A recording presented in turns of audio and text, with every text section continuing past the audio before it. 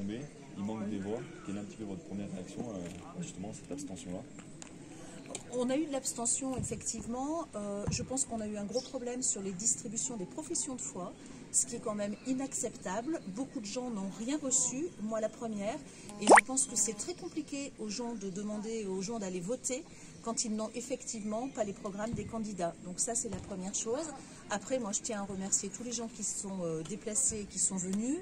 On est en tête, je crois, de 1200 voix, quelque chose comme ça sur le canton. Donc un grand merci à tous ceux qui nous ont fait confiance.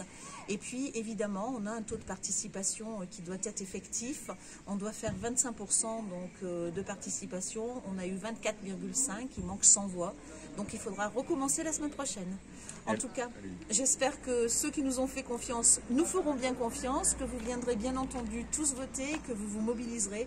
C'est important, c'est des élections qui gèrent votre quotidien, c'est des élections qui sont importantes, autant les départementales que les régionales. Donc en tout cas, un grand merci à vous tous. Et alors justement, Isabelle Valentin, vous l'avez dit, il faudra revoter dimanche, ça veut dire qu'il vous reste encore une semaine, il faudra quand même convaincre pour dimanche prochain. La campagne reprend dès demain? Oui, bien entendu, évidemment. Oui, il faut reconvaincre.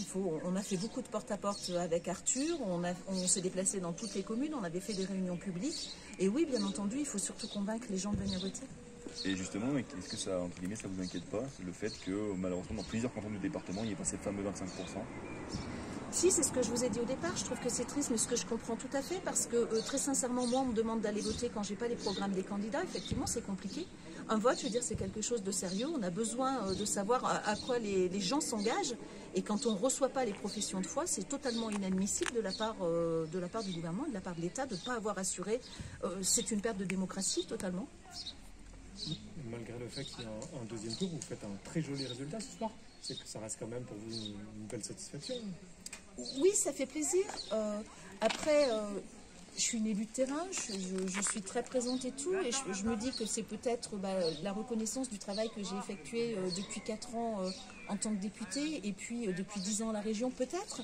En tout cas, je remercie sincèrement les gens qui m'ont fait confiance, et puis on va continuer toute la semaine d'être présente effectivement sur le territoire. Ok, c'est bon. C'est bon.